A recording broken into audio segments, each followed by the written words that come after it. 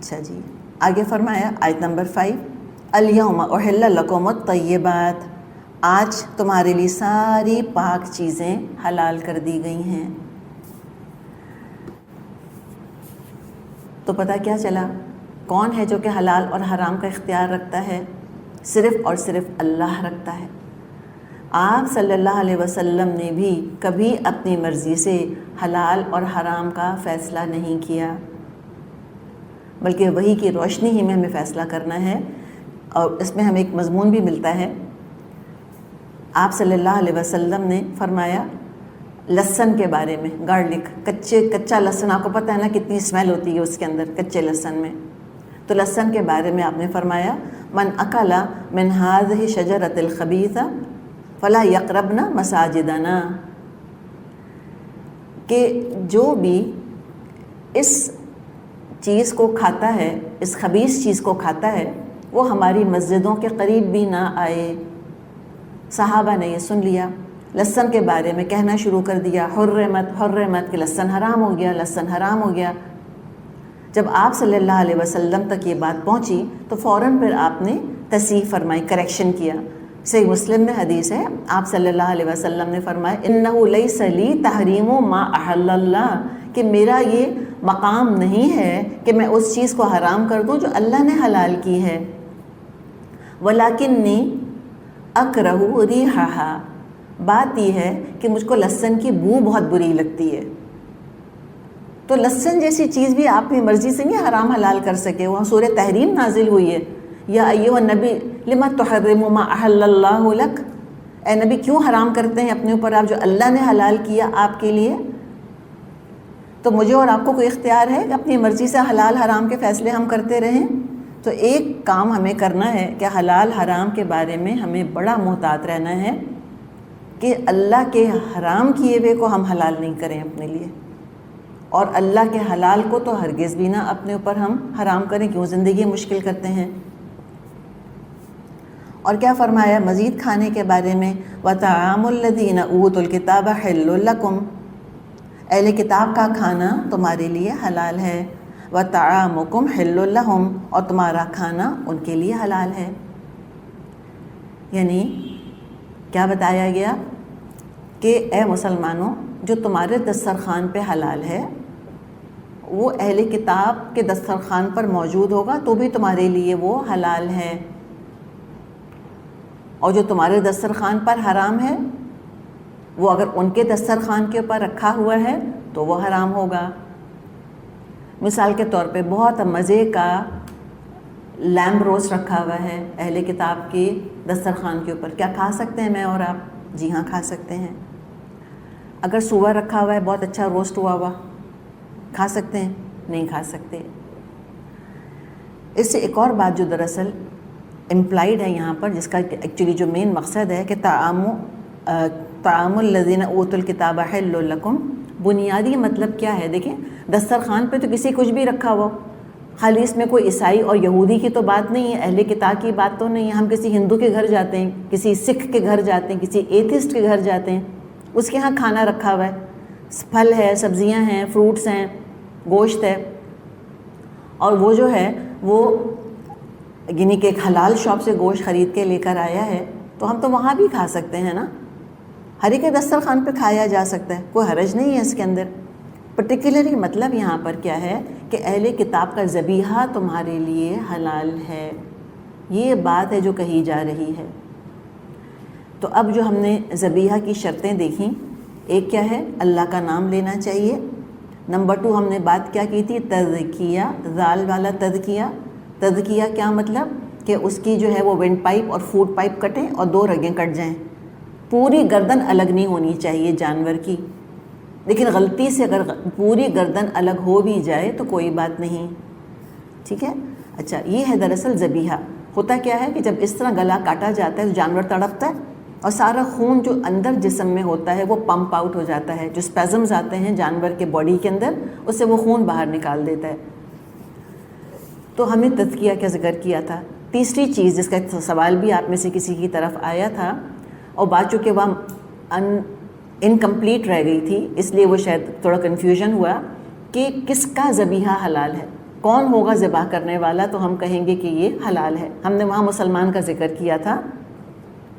اب اس کے اندر ایڈیشن کر لیں یہاں پر دیکھ کر، کون ہوگا ذبح کرنے والا. دیکھیں یعنی کہ بسم اللہ بھی پڑھ لیا، اللہ کا نام لے لیا، ٹھیک ہے نا، ان دا نیم آف گاڈ کہہ دیا.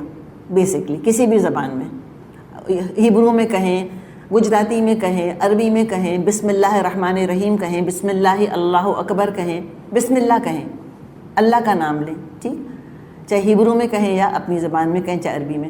نمبر 2 کیا، تزکیہ ہو. نمبر 3 جو جانور ذبح کر رہا ہے یا تو مسلمان ہوگا یا یہودی ہوگا یا عیسائی ہوگا. عقیدے کے طور پہ پریکٹس کی بات نہیں کر رہا اللہ تعالیٰ کہ پریکٹسنگ مسلم ہوگا، ورنہ تو سب سمجھے کہ سب حرام کھا رہے ہیں پھر تو، نعوذ باللہ. یعنی کہ اس کا جو مذہب ہوگا، اس سے پوچھو تم کون ہو، وہ کہے گا میں مسلمان ہوں. اس سے پوچھو تم کون ہو، کہے گا میں کرسچن ہوں. تو کہ تم کون ہو، کہے گا میں جیو ہوں. یہ 3 اگر ہیں ذبح کرنے والے، 3 میں سے ایک، تو وہ پھر ذابح جو ہے، ذابح وہ یا مسلمان ہے یا اہل کتاب میں سے ہے، تو وہ الاؤڈ ہوگا. تبھی تو ہم کوشر کھاتے ہیں، ورنہ تو کوشر حلال نہیں ہوتا ہمارے لیے. کوشر میں ذبیحہ کی ساری شرطیں موجود ہوتی ہیں. ذبح کرنے والا کون ہوگا، مسلمان یا اہل کتاب، یا مسلمانوں کی بات کر رہے ہیں. اور جو کوشر ہوتا ہے اس میں تو اور سختی ہے. اگر مسلمان ذبح کر رہا ہے، پتہ نہیں وہ کھائیں گے کہ نہیں کھائیں گے. ان کے ہاں ذبح کرنے والا جیو ہی ہونا چاہیے، کوئی اور نہیں. اور پھر وہ اللہ کا نام بھی لیتے ہیں، اور وہ اسی طرح سے ذبح کرتے ہیں، یعنی کہ سلاٹر کا طریقہ یہی ہے ان کا. اسی طرح وہ جانور کی گردن کاٹتے ہیں، جو کہ ہماری شریعت کے اندر بھی ہے. تو وہ ان کے ہاں تو کوشر میں ذبح کرنے والا شاید جیو ہی ہوتا ہوگا صرف. ہمارے ہاں تو گنجائش ہے، مسلمان ہو یا جیو ہو یا کرسچن ہو. اب اگر ذبح کرنے والا ہندو ہے تو وہ جانور حرام ہو جائے گا، ٹھیک ہے، اس لیے کہ ان کا ذبیحہ الاؤڈ نہیں ہے. یہ 3 مذاہب ہیں جن کا کہ ذبیحہ الاؤڈ ہے. صحیح. اچھا، اب آگے کس کا ذکر کیا گیا؟ فرمایا والمحصنات من المؤمنات، اور محصنات تمہارے لیے حلال ہیں جو کہ مومن خواتین ہوں. یعنی مسلمانوں میں سے کن خواتین سے تم نکاح کر سکتے ہو؟ جو کہ پاک دامن عورت ہو، شریف عورت ہو، دیندار عورت ہو، پاکیزہ اخلاق کردار والی ہو، اس نے اپنے اخلاق کی، کردار کی، عزت کی، عصمت کی، دین کی حفاظت کی ہوئی ہو. ٹھیک ہے، مومنات سمجھ آ گیا. مومنات سے مراد کیا ہے؟ مسلمان عورتیں، مسلم گرلز.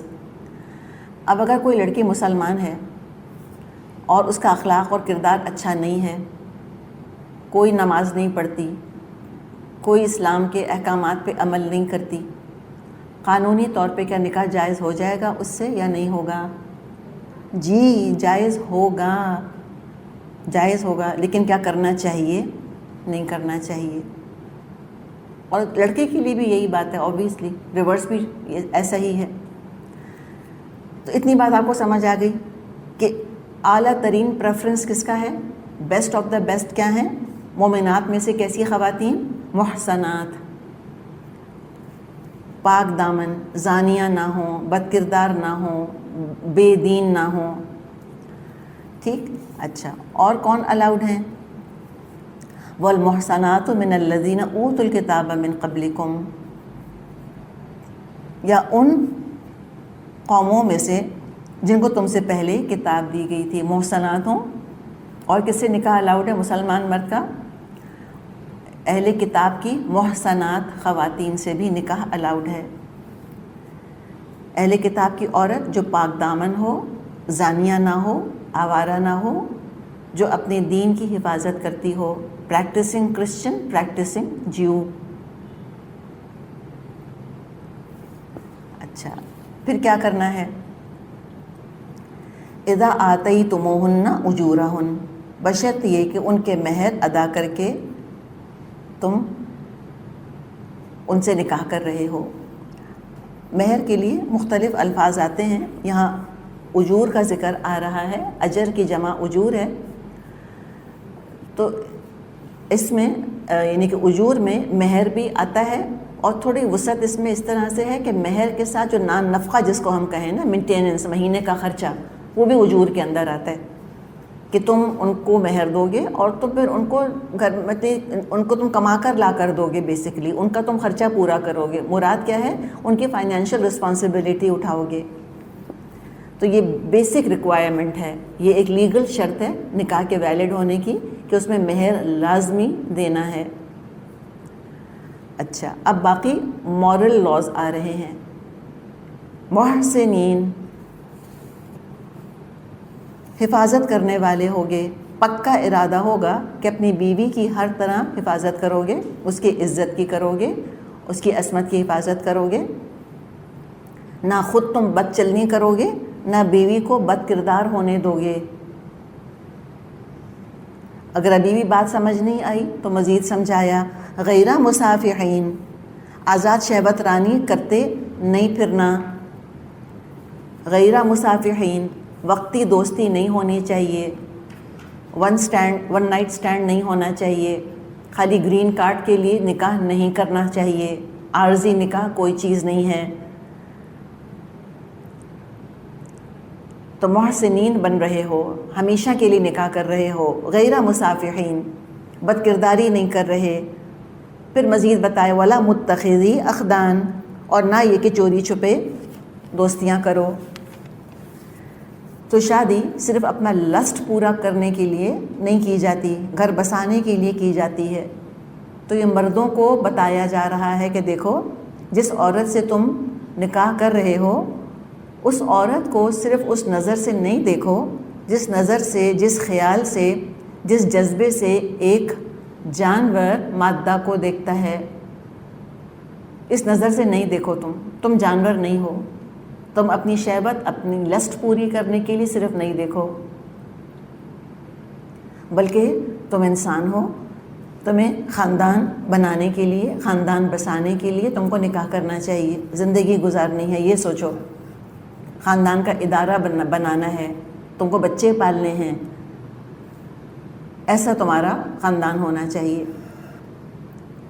تو تمہیں خدن نہیں بنانے. پتہ کیا چلا؟ خدن کہ لیونگ ٹوگیدر حرام ہے، کبیرہ گناہ ہے. تبھی ان آیات سے پتہ یہ چلا ہمیں کہ ایک مرد اور عورت کا جو جسمانی تعلق ہے اس کی 3 شکلیں قرآن نے بتائی ہیں ہم کو یہاں پر. ایک حلال ہے اور 2 حرام ہے. حلال شکل کیا ہے؟ اچھا دیکھیں، آپ کنیزوں اور لونڈیوں کو ایک طرف کر دیں، وہ تو اب ہیں ہی کوئی نہیں at present, as of now. مرد عورت کے جسمانی تعلق کی 3 شکلیں صرف. نمبر 1 حلال. حلال شکل کیا ہے کہ مرد مہر دے گا، اعلان ہوگا نکاح کا، کھلم کھلا سب کے سامنے، سب کو پتہ چلے گا کہ ہم میاں بیوی ہیں، اور نیت زندگی بھر رشتہ قائم رکھنے کی ہوگی. فار لائف نکاح کرنا ہے. ٹھیک ہے. اچھا جی، اب حرام کیا ہے؟ کہ نہ مہر دیا، نہ زندگی بھر ساتھ رہنے کا ارادہ ہے. ایک ٹیمپریری ریلیشن شپ ہے، بس صافے ہے بیسکلی. مرد اپنی شہوت پوری کرنی ہے اس کو، دیٹس آل. لیکن علل اعلان یہ تعلق رکھا ہوا ہے، سب کو پتہ ہے یہ لیونگ ٹوگیدر. یہ حرام ہے. جب دل بھر جائے گا ہم پارٹنر چینج کر لیں گے، کوئی بات نہیں، ساتھ ہی رہ رہے ہیں بس. یہ حرام ہے. تو نہ مہر، نہ زندگی بھر ساتھ رہنے کا ارادہ، لیکن کھلم کھلا لوگوں کے سامنے رہ رہے ہیں، کوئی چھپی ہوئی چیز نہیں ہے. تیسری چیز، تیسرا تعلق جو حرام ہے وہ کیا؟ نمبر 1 نہ مہر دیا، نمبر 2 نہ زندگی بھر کو ساتھ رہنے کا ارادہ ہے، لیکن کیا ہے؟ چوری چھپے کی آشنائی ہے. اعلان نہیں کیا، چوری چھپے کسی کے ساتھ تعلق قائم کر لیا، ناجائز تعلق. تو یہ مرد اور عورت دونوں پر یہ تینوں لاز اپلائی ہوتے ہیں. اچھا، اب بات کیا ہے کہ دیکھیں، سوال یہاں پر یہ پیدا ہوتا ہے کہ کیا مسلمان عورت بھی اہل کتاب مرد سے نکاح کر سکتی ہے؟ یہ آج کل ایک بہت پرٹیننٹ سوال ہے جو کہ پوچھا جا رہا ہے. اچھا، یہ سوال پوچھنے کے 2-3 مقاصد ہو سکتے ہیں، رائٹ؟ اور جس مائنڈ سیٹ کے ساتھ سوال پوچھا جا رہا ہوتا ہے اسی طرح انسان جواب تلاش کر رہا ہوتا ہے اس کا. ایک جو سوال پوچھا جاتا ہے تو پورے خلوص کے ساتھ کہ اگر اللہ نے اجازت دی ہے تو پھر مسلمان عورت اہل کتاب مرد سے نکاح کر لے، اور اللہ نے اجازت اگر نہیں دی ہے تو پھر میں تو نہیں کروں گی یہ کام، ٹھیک ہے؟ تو اس کے لیے ہم کو ایک حدیث ملتی ہے کہ اور جابر بن عبداللہ سے یہ حدیث ملتی ہے، آپ صلی اللہ علیہ وسلم سے یہ قول منسوب کیا جاتا ہے، یا ہو سکتا ہے کہ جابر بن عبداللہ کا اپنا قول ہو۔ دیکھیں صحابی کا جب اپنا کوئی قول ہوتا ہے فقہ کے اندر، اس کا مطلب ہے کہ نبی اکرم صلی اللہ علیہ وسلم سے سنا ہے انہوں نے۔ وہ عمر رضی اللہ عنہ سے بھی ہم کو اس طرح کے اقوال ملتے ہیں، اور یہ صحابی کون تھے؟ جابر بن عبداللہ ہوں یا عمر رضی اللہ عنہ ہوں، یہ بڑے فقیہ صحابہ تھے، ان کو فقہ کا پتہ تھا، تو ان کے اقوال بھی ہمارے ہاں لا بنتے ہیں۔ تو کیا ہے ان کا قول؟ وہ کہتے ہیں نتزوج نساء اہل الکتاب، ہم اہل کتاب کی عورتوں سے نکاح کرتے ہیں، ولا یتزوجون نساءنا، اور ہماری عورتیں ان سے نکاح نہیں کر سکتی۔ یہ کس کے لیے جواب آ گیا؟ کہ جو واقعی اللہ کا تقوی اختیار کرتے ہیں۔ اچھا، پھر جن میں تقوی نہیں ہے، ان کو نہیں پرواہ، ان کو غصہ ہے اسلام کے اوپر، پہلے ہی ان کا جو دماغ ہے وہ پوائزن کیا جا چکا ہے، اس کے اندر ایک وہ زہر شامل ہے کہ اسلام عورتوں کے خلاف ہے، عورتوں پہ ظلم کرتا ہے، ڈسکرمنیٹ کرتا ہے۔ اگر یہ ساری چیزیں ہیں تو اگر ان کو یہ جواب دیا جائے گا تو ان کو تو پہلی کو فرق نہیں پڑ رہا تھا، وہ پہلی کون سے اللہ رسول کے فرما بردار ہیں، تو یہاں کیوں پوچھ رہے ہیں؟ وہ ضد کی وجہ سے پوچھ رہے ہیں، وہ غصے کی وجہ سے پوچھ رہے ہیں کہ کیوں نہیں کر سکتے؟ اب کہا کہ بھائی نہیں کر سکتے، کہا ہم تو پھر بھی کریں گے۔ تو پوچھا کیوں؟ پوچھا اس لیے اسلام کو بدنام کرنے کے لیے، اپنی اجازت درکار نہیں ہے، وہ تو کرنی ہی کرنی ہے، خود تو کر بھی لی ہے، پھر کیوں پوچھ رہے ہو؟ جب لا فالو ہی نہیں کرنا تو پوچھنے کا فائدہ؟ وہ صرف اس لیے کہ لوگوں پر ثابت کیا جا سکے کہ دیکھو اسلام کتنا متعصب ہے، کتنا ظلم کیا ہے اس نے عورتوں کے ساتھ۔ لیکن اگر کوئی تقوی کے ساتھ پوچھ رہا ہے تو اس کو پتہ ہونا چاہیے کہ مسلمان مرد اہل کتاب خواتین سے نکاح کر سکتے ہیں، مسلمان خواتین اہل کتاب مردوں سے نکاح نہیں کر سکتی۔ اگر کر سکتی تو یہاں پر ریورس آنا چاہیے تھا، یہ آنا چاہیے تھا کہ مسلمان خواتین بھی ان سے نکاح کر سکتی ہیں، اپنی عورتوں کو بھی ان کے نکاح میں تم دے سکتے ہو۔ اچھا جی، اب خلاصہ کیا نکلا؟ دیکھیں، عورت ہے، مسلمان ہے، پاک دامن ہے۔ اسی کا مجھے بتائیں، بجائے اس سے پہلے کہ ہم آگے چلیں، کتنے مرد اس کا اہتمام کرتے ہیں؟ کتنے مرد اہتمام کرتے ہیں؟ کتنے لڑکے ایسی لڑکی کو پسند کرتے ہیں کہ جو کہ پریکٹسنگ مسلم ہو، حیا ہو، لحاظ ہو، شرم ہو اس کے اندر، پاک دامن، پاک کردار ہو؟ کتنے لڑکے اپنی امی سے یہ کہتے ہیں کہ امی آپ لڑکی دیکھنے جا رہی ہیں، اس کا کیریکٹر سب سے پہلے دیکھیے گا کہ وہ نماز پڑھتی ہے، حجاب کرتی ہے کہ نہیں کرتی، بات کرنے کی تمیز ہے کہ نہیں ہے اس کے اندر۔ کتنے لڑکے ہوں گے؟ ہارڈلی۔ تو یہ ہے دراصل پہلا آپشن کہ مسلمان ہے، پاک دامن ہے، نور علی نور ہے، یہ اسی کی حوصلہ افزائی اسلام نے کی ہے۔ ڈیفالٹ پوزیشن ایک مرد کے لیے یہی ہے، اس از ڈیفالٹ پوزیشن کہ اس کو ایسی ہی لڑکی سے، ایسی ہی عورت سے نکاح کرنا چاہیے، نارم یہ ہونا چاہیے معاشرے کے اندر۔ تو اس سے پہلے کہ ہم اہل کتاب کی خواتین سے نکاح پر رونا پیٹنا شروع کریں اور کہیں کہ وہ کرسچن عورتوں کی وجہ سے جو ہے نا ہمارے لڑکے خراب ہو گئے، اور کرسچن عورتوں کی وجہ سے جو ہے نا وہ نسلیں خراب ہو گئیں، بھئی یہ دیکھو کہ جو خود مسلمان لڑکی ہیں وہ کیا گل کھلا رہی ہیں، ان کو تو پہلے دیکھو وہ کس طرح کی اولاد پال رہی ہیں، وہ گھر میں کیا نظام چلا رہی ہیں، ان کا اپنا حال حلیہ کیا ہے، ان کا اپنا مائنڈ سیٹ کیا ہے، اس سے پہلے کہ ہم کرسچن عورتوں کی طرف جائیں، اپنی مسلمانوں کو پہلے ہم دیکھ لیں۔ اچھا جی، اس کے بعد جو نیکسٹ آپشن ہے وہ کیا ہے کہ عورت جیو ہو یا کرسچن ہو، لیکن کیسی ہو؟ پاک دامن ہو اور اپنی کتاب پر عمل کرنے والی ہو، اپنی شریعت پر عمل کرنے والی ہو۔ چلو یہ بیسٹ تو نہیں ہے لیکن سیکنڈ بیسٹ آپشن ہے۔ اب جو مرد اس سے شادی کر رہا ہے کتابیہ عورت سے، اگر وہ واقعی وہ مرد ہے جس کے اندر وہ مردانگی ہے، وہ رجولیت ہے جو قرآن نے بیان کی ہے، جس کے اندر قوام بننے کی صلاحیت ہے، یعنی واقعی مرد ہے، دین کی غیرت ہے اس کے اندر، پریکٹسنگ مسلم ہے وہ خود، تو وہ اس عورت کے دین کی نیگیٹو چیزیں اپنے گھر میں برداشت نہیں کرے گا۔ وہ قوام ہے نا، ڈومیننٹ ہے، وہ یہ برداشت نہیں کرے گا کہ میری بیوی اس طرح کھلم کھلا شراب پیے اور میرے بچوں کو اپنے دین پر چلائے،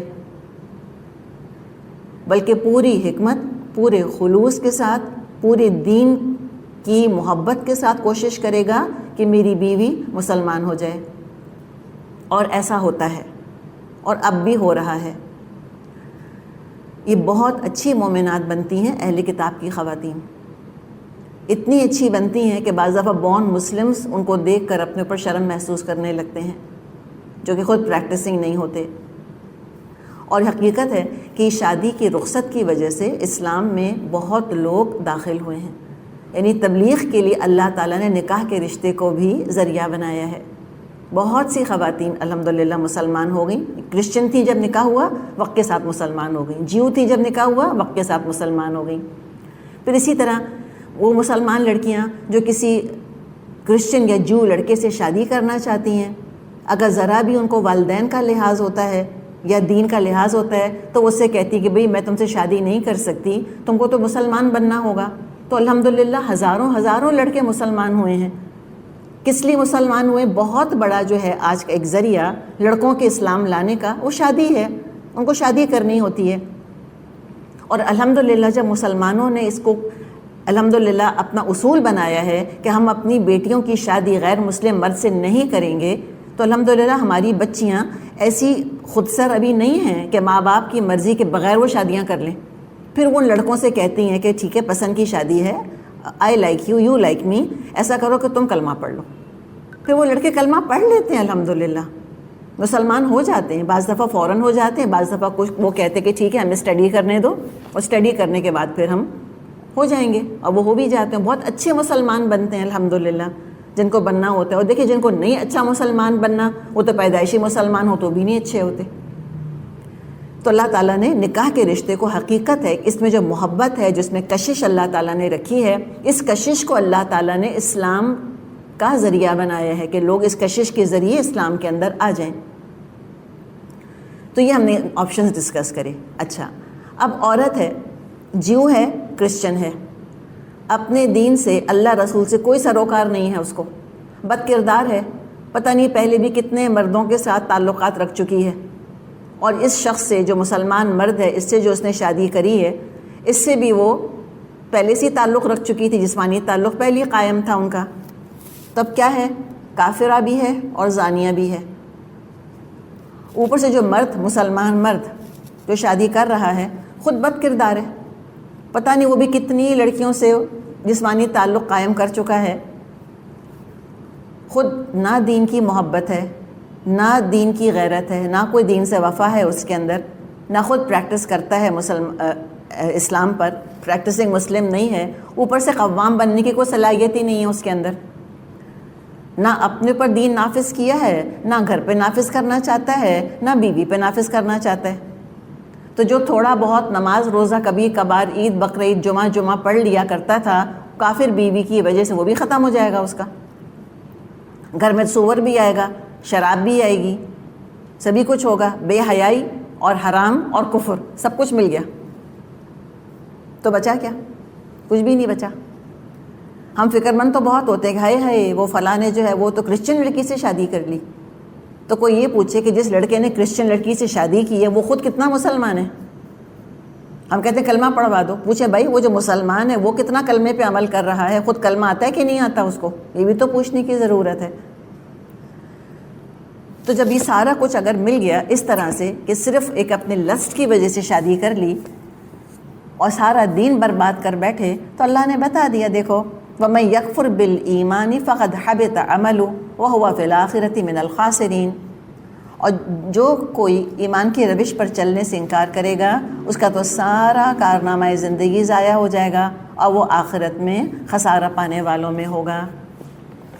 قانونی طور پہ تو میاں بیوی ہیں، کیسا بھی کردار ہے، کیسا بھی اخلاق ہے، کیسا بھی دین کے ساتھ بیزاری کا معاملہ ہے، لیکن ایک وہ لیگل کلاس پورا ہو رہا ہے کہ لڑکی یا کرسچن ہے یا جو ہے یا مسلم ہے، تو قانونی طور پہ تو میاں بیوی ہیں وہ، لیکن انتہائی افسوسناک صورتحال ہے۔ دیکھیں نا، نہ بیوی پریکٹسنگ نہ میاں پریکٹسنگ، کہتے ہیں ظلمات بعضها فوق بعض، اندھیروں پر اندھیرے ہیں۔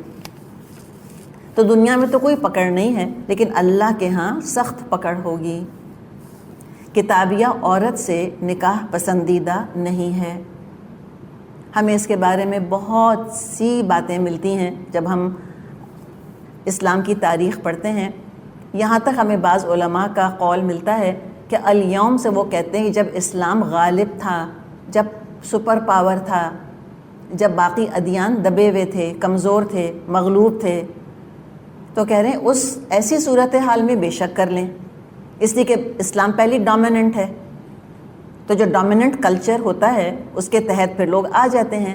لیکن اب آج کل صورتحال دیکھیں، مسلمانوں کا ایمان پہلے ہی گیا گزرا، پہلے ہی اسلام مغلوب ہے، پہلے ہی اتنا زیادہ ان سے امپریس ہیں، اور خود مسلمانوں کا یہی حال ہے، اپنی کتاب سے، اپنے دین سے کوئی تعلق نہیں، الا ماشاء اللہ کوئی پریکٹسنگ مسلم ملتا ہے، اور وہاں پہ اہل کتاب کا بھی یہی حال ہے، ان کا تو اور بدتر حال ہے، کوئی دور دور تعلق نہیں ہے ان کا اپنی کتاب، اپنی شریعت سے، نہ حرام نہ حلال، کچھ بھی نہیں ان کے یہاں تو۔ اور ایسے میں جب وہ نکاح کریں گے کتابیہ عورت سے تو کیا حال ہوگا سوچیں ان کا۔ بچے بھی جاتے ہیں، بچے نہ ادھر کے رہتے ہیں نہ ادھر کے رہتے ہیں، پھر وہ کہتے ہیں اچھا بچوں کو ہم نے چوائس دے دی ہے کہ چاہو تو تم اسلام ایکسیپٹ کر لو، اور تم چاہو تو کرسچینٹی یا جوڈازم ایکسیپٹ کر لو۔ اور بچے کیا ایکسیپٹ کرتے ہیں؟ کچھ بھی نہیں ایکسیپٹ کرتے، وہ ایتھیسٹ ہی بن جاتے ہیں، ایگنوسٹک ہی بن جاتے ہیں۔ وہ کہتے ہیں we believe in God but not in an organized religion, ہم آرگنائزڈ ریلیجن کو بلیو ہی نہیں کرتے۔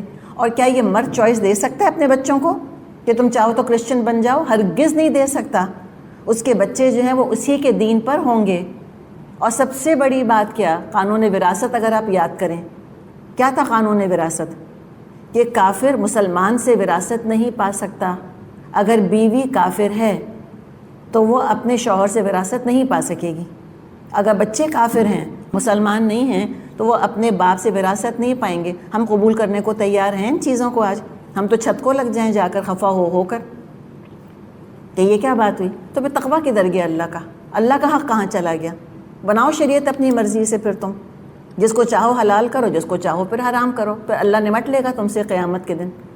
دنیا میں تو تم ظلم کے نام پر اسلام کو بدنام کرو، کیا تم کہو کہ یہ کیا بات ہوئی، وہ تو وائف ہے اس کی، سو واٹ، اس کا دین کچھ اور ہے۔ بھئی اللہ نے قانون بنا دیا، اللہ کے رسول نے بتا دیا ہم کو، تو یہ تو چوائس ہے ہی نہیں مسلمان مرد کے پاس کہ وہ اپنے بچوں کو آپشن دے کہ تم کرسچن بن جاؤ، تم جیو بن جاؤ۔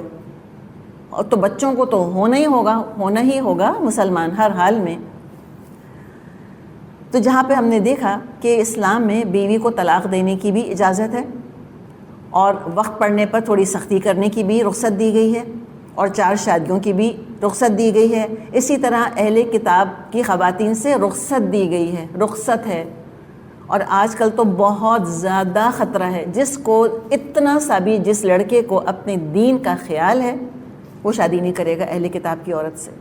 اور ہم جانتے ہیں کہ ماں باپ خود کتنے بھی نان پریکٹسنگ مسلمان کیوں نہ ہوں، ان کے تو دل پر قیامت گزرتی ہے جب ان کو پتہ چلتا ہے کہ ہمارے بیٹے نے کسی غیر مسلم لڑکی کو پسند کر لیا، اور اس کی خرابیاں ہوتی ہیں، اس کے مسائل ہوتے ہیں۔ عمر رضی اللہ عنہ سختی سے صحابہ کو روکا کرتے تھے، بلکہ یہاں تک کہ انہوں نے تو طلاق کا حکم دے دیا تھا کہ طلاق تو تم نے نکاح کیا کیسے کتابیہ عورت سے، اور کہا کہ اگر ان کے حسن کی وجہ سے، اور حسن کیوں کا، اس لیے کہ وہ پردہ وغیرہ تو نہیں کرتی، کہ ان کے حسن کی وجہ سے اگر تم مسلمان مرد ان عورتوں سے شادیاں کرنے لگ جاؤ گے تو اس سے بڑھ کر مسلمان عورت کے لیے کیا آفت ہوگی، اور کہ مسلمان لڑکیاں گھروں میں بیٹھی ہیں اور مسلمان لڑکے جا جا کے وہاں شادیاں کر رہے ہیں، تو ہماری بیٹیوں کا پھر کیا بنے گا بتائیں، ہماری بہنوں کا کیا ہوگا؟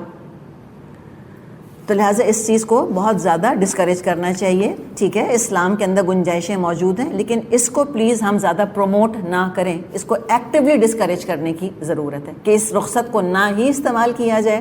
اچھے وقتوں میں بھی ڈسکریج کیا گیا، جب اسلام عروج پر تھا تو ڈسکریج کیا، آج جب اتنا زوال اسلام کے اوپر ہے، ہمارے ایمان اتنے کمزور ہوئے ہوئے ہیں، اور اتنا زیادہ جو ہے وہ فورن کلچر ڈومینیٹ کر رہا ہے ہمارے اوپر، کہ ہمارے گھروں کے اندر کرسچن کوئی نہیں ہے تو ہم آدھے کرسچن بنے ہوئے ہیں، تو جب وہ کوئی کرسچن آ جائے گا گھروں کے اندر تو کیا حال ہوگا سوچیں ذرا۔ تو لہٰذا ہمیں ذرا سا سوچنے کی ضرورت ہے۔